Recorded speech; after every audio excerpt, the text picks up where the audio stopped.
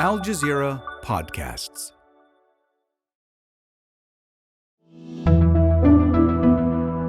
Today, Jamaica's beaches have become a battleground.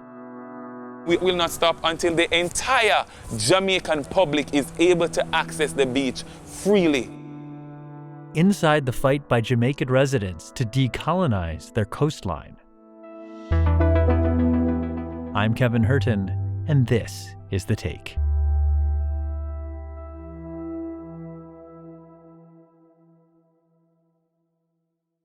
We'd like to invite you to come back. Back to inviting. Back to loving. Back to life. Come back to the vibe that comes alive in Jamaica. Sounds tempting, right? This is how the Jamaican Tourism Board promotes the island as a destination. But there's a detail they forgot to mention. In 99% of the beaches, visitors won't get a chance to meet the locals. Tourists can pay for exclusive access to beaches at all-inclusive resorts, but everyday Jamaicans are increasingly being blocked out of them. Most of our childhood beaches are now, reserved for hotel development. And that's a big problem. Yeah, not the best vibes. Hotels and beaches are the new plantations.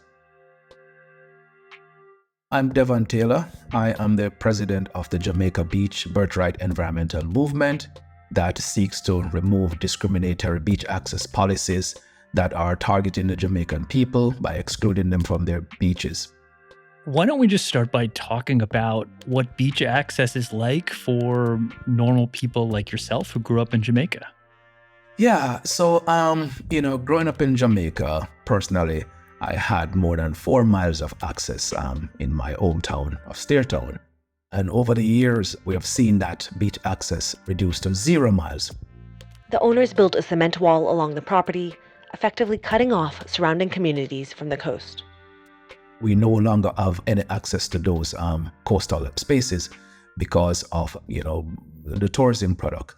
The tourism product comes in, buys all the lands and exclude the people. So yeah, only 1% of the coastline in Jamaica is accessible to locals. So what's going on there? Why can't Jamaicans access their own beaches?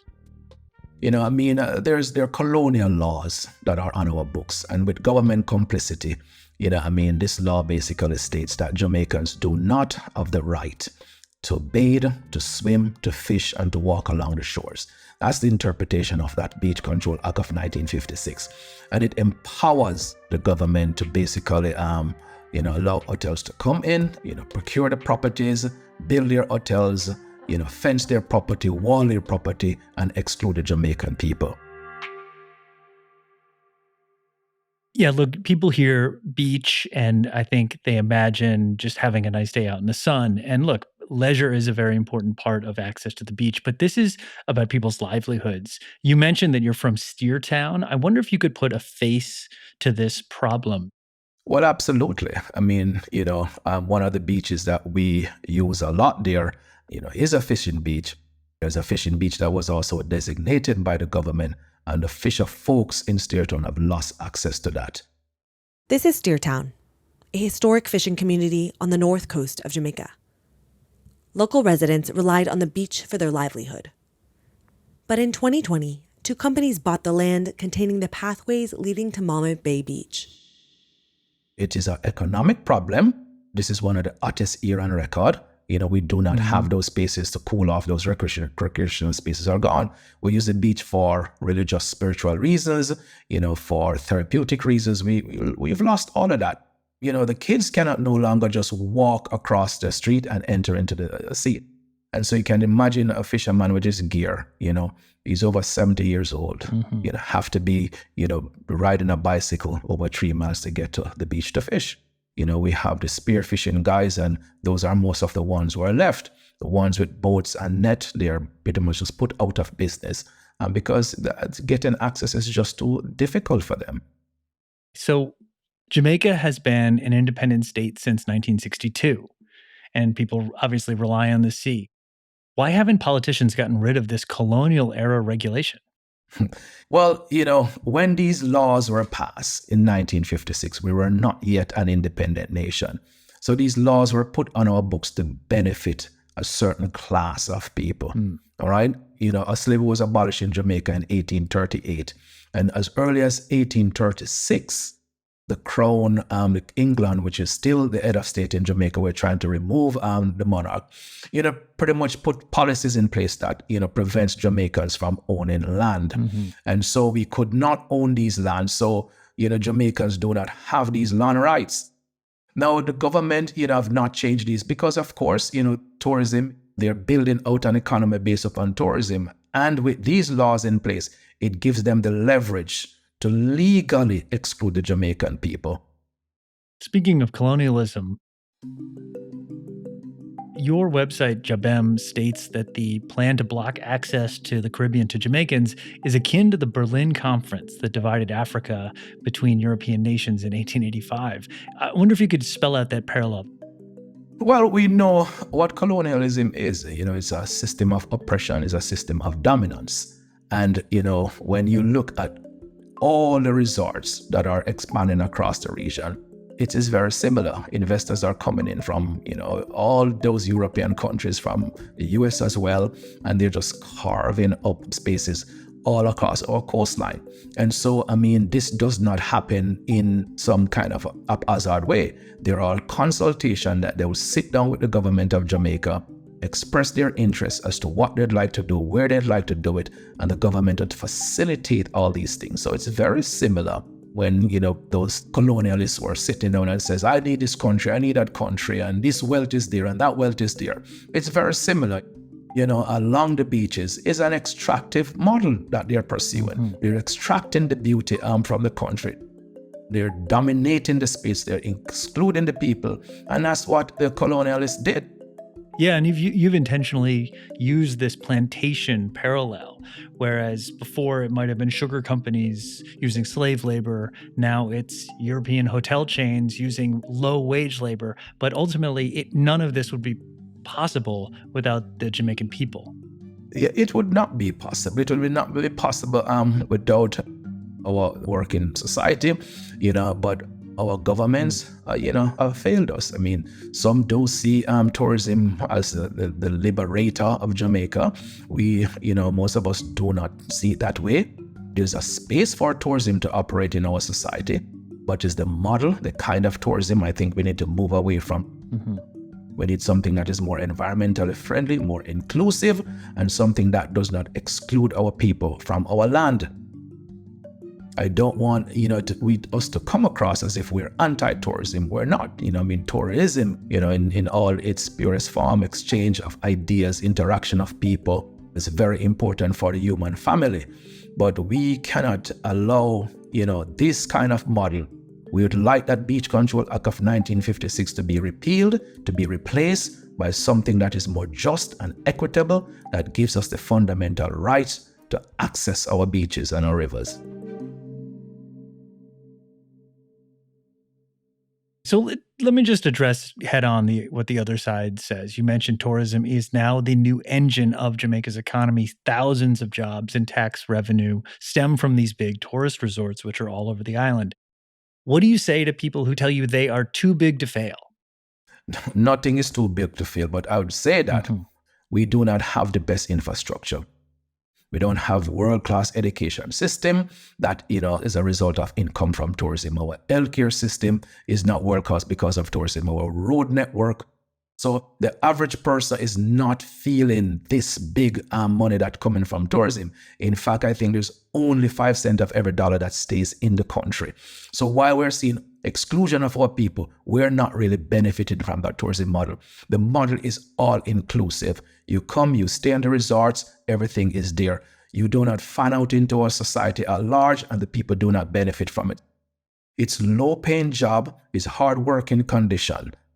The exclusion of Jamaicans. So, that's a myth. How an even older law is giving Devon and activists like him some hope. That's after the break.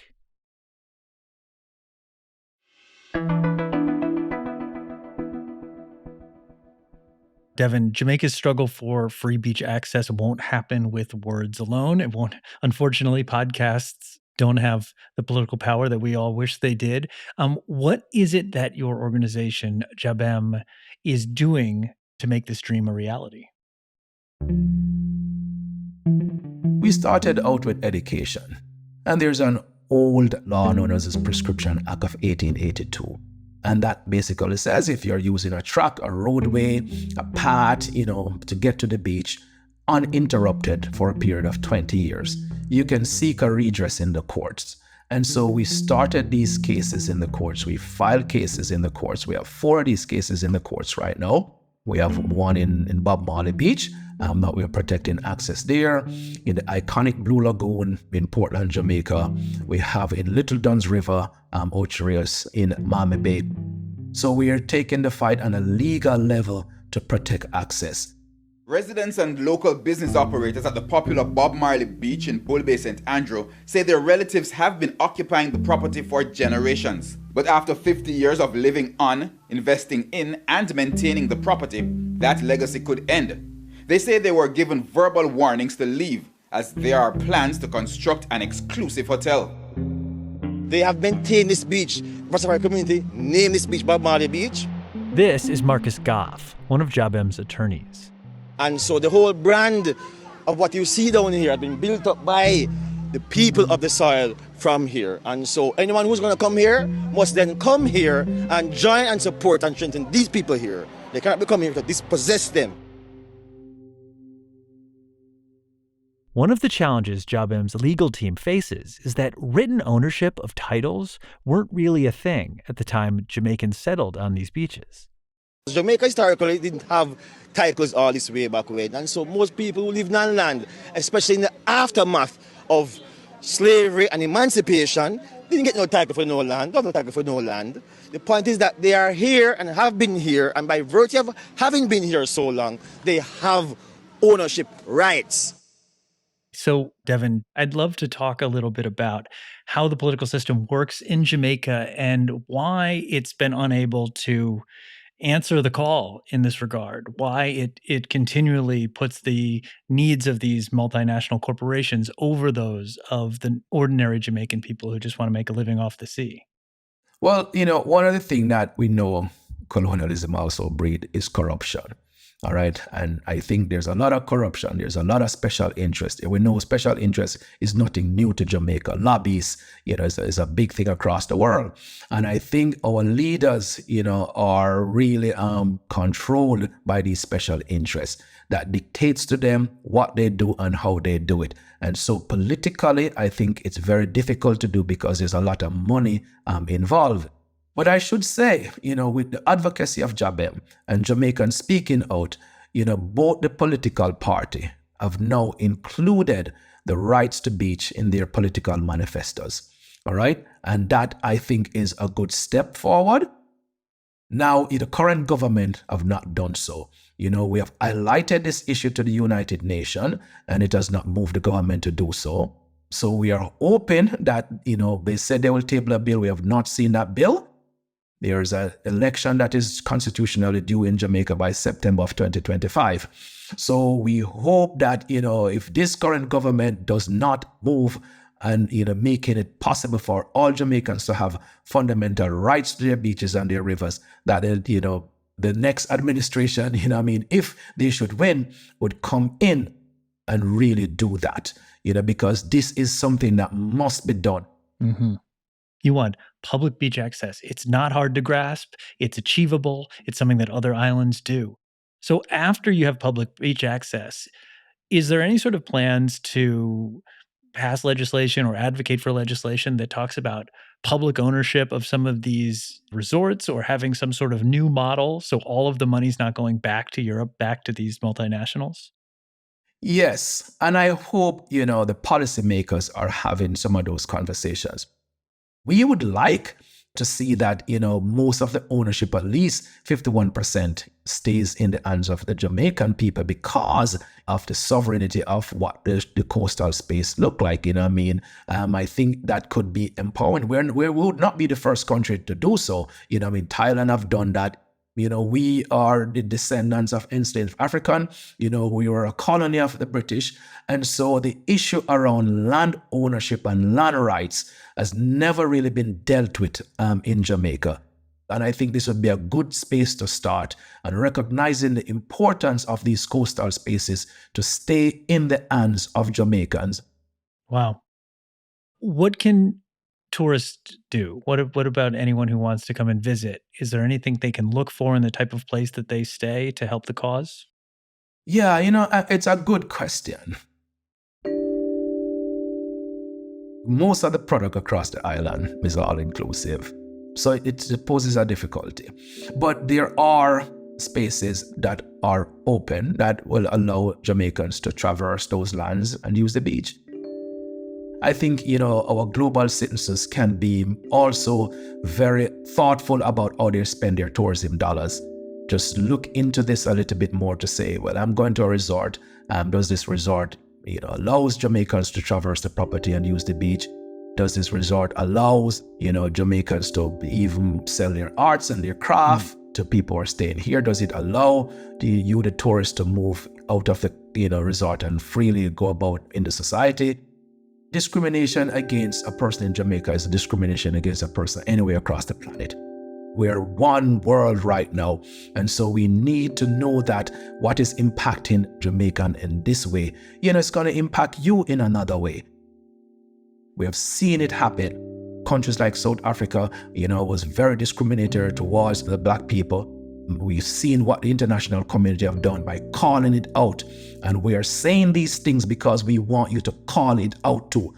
Ask, can a Jamaican traverse this land and go into the sea and swim? Can a family walk on this beach, put their towel down and enjoy the beauty, the therapy, and the leisure of this space, just like how I am?